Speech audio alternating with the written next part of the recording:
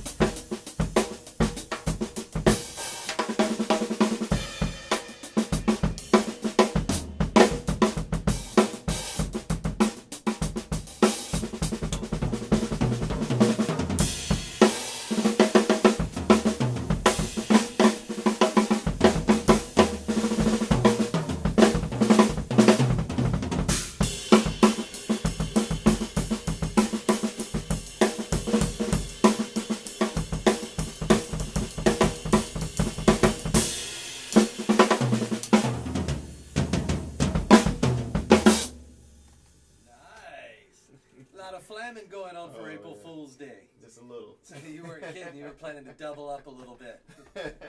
Definitely. So tell us a little bit about yourself. Yeah, my name is Jaze Uries. I've been playing drums a nice little while, since I was about three years old, so quite a while. And I did some studying in New York and done some touring all over here, Europe, with countless artists from a little bit of everywhere. So cool. Who are you playing with right now? Right now, playing a lot of dance, funk, rockatronic for the band. Say that one more time for us. Dance, funk, rockatronic. All right, I think we got it that time. Yeah. I wonder why we call it that.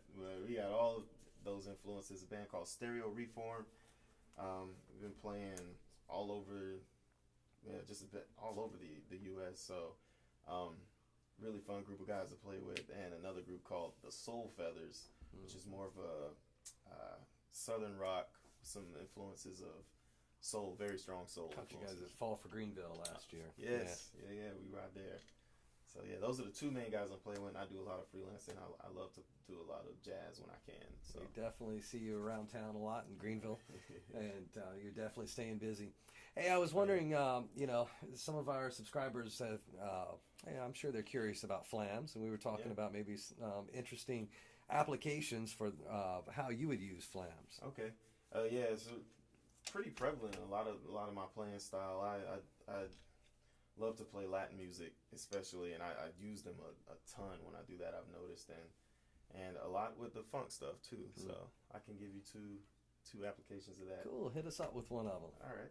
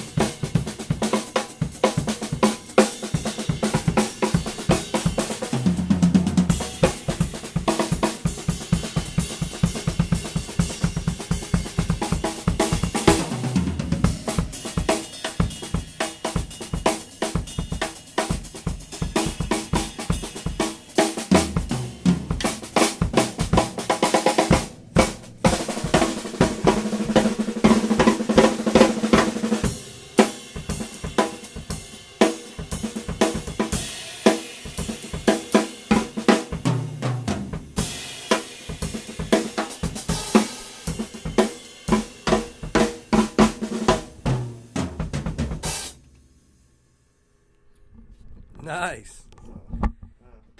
So, little something there. So, are you thinking rudimental patterns when you're playing that? Flam taps, flam accents, or? I am. I guess part of my brain is really kind of trying to process like the rudimentary side of it, and part of the other part of my brain is like, well, I guess I'm thinking of certain hits that I want to hit at the time, or certain accents that I want to land. So I end up kind of mix matching, so to speak, a lot of the different ways that you can portray a flam, I guess you would say. So I may not complete a full rudiment or diddle or something like that, or flam tap or what. It's just aiming for an idea, so you're using them musically. Exactly. Playing with you, it's always a pleasure. But one of the things that's a true joy is percussion accompanying you on drum set. You leave so much space. That pocket's always there, and sometimes there's more room than it needs to be filled. But you can always fill it up with a nice, tasteful lick. Man. But the one thing that I notice about your playing, we were talking about this earlier, where your bass drum is always prevalent. Can you describe how you approach that with the grooves? Yeah. I didn't always like to do it, but I like to lay, like, depending on what I'm doing, like a really good strong foundation or a sense of what's going on, and kind of exploring different genres of music. I begin to notice differently how the kick drum is expressed, and I like it to be present. And there are times where I'll like really pound it, like hit hard on those downbeats, but there's sometimes I just kind of I like to intricately place it somewhere that it may not be expected or something. And so, did playing growing up, that influence? You mentioned that you grew up playing in church. I grew up playing in church, and my mom, she was the choir director, and so she always, I hate a kick drum, so she'd always yell at me after different performances or services. They want to hear it and feel it. Oh yeah, right. It's got that gospel feeling, man. It's like it's got to be there.